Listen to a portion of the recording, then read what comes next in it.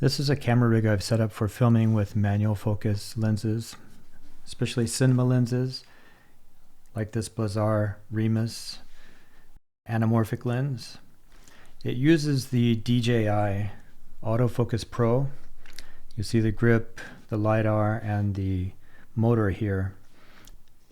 In the middle here is a Panasonic Lumix S5 2X.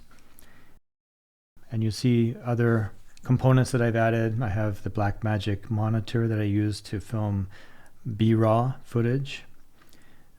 I have a Cineback cage and some other accessories that I can explain in more detail later on if there's interest. But what I wanted to discuss today is how I've attached this LiDAR to the cage.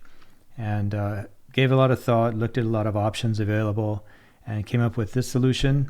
And I hope that this might help some of you who are looking for a good way to attach your LiDAR to your camera.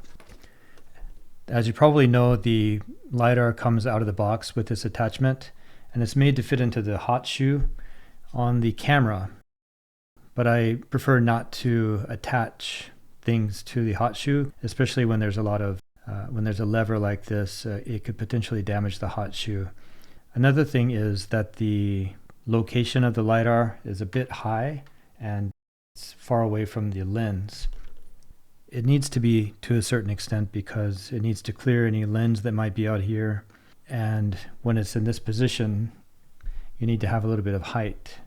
You see with the way I have it set up that it's very close to the front of the lens and it's low. So for me, I feel that this is a pretty good location. You get the LiDAR as close as possible to the lens itself so that you're not pointing the lens and the LiDAR at different things and lose focus. I found that when the LiDAR is located in different positions, I would be focusing on something else other than what I'm pointing the lens at if the LiDAR is too far away in this axis. I could have attached the unit to here, for example, or in this cold shoe over here. But as you would guess, it's not ideal.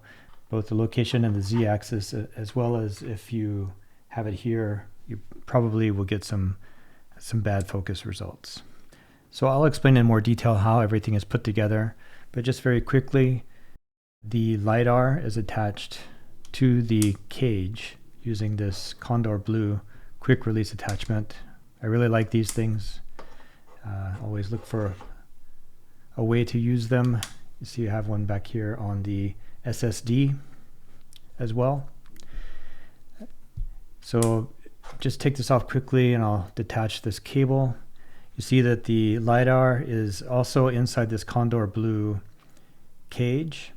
I would have preferred, as you might guess, the black color, which is available, but that wasn't, it was out of stock when I ordered this one, so I just got this silverish color. And I have the quick release attached here using the screw. So there's one more part back here that was kind of the key to making all this work, and I'll take things apart and show you what that is.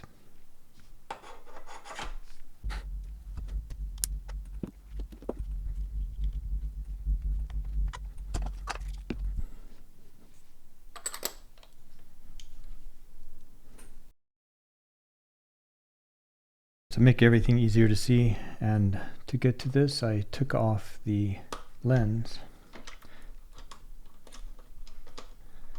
You can see this is still the Condor Blue quick release that I'm detaching now.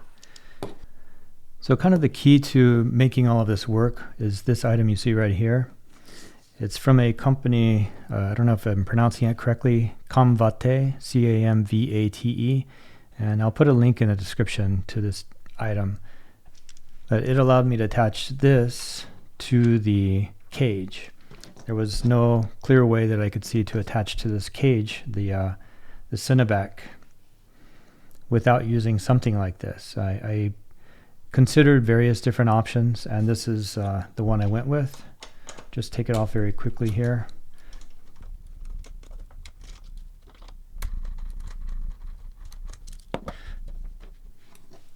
So you see these two screws fit into here. It's made out of aluminum. It's pretty sturdy, robust. And you see that it fits right here onto the front of the Cineback.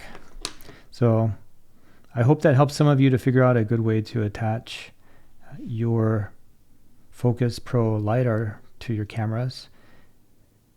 I know I was struggling for a while to find the best solution.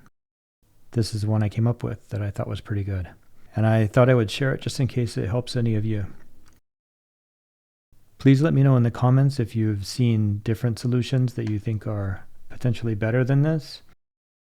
But as of right now, this is the best solution I've been able to come up with.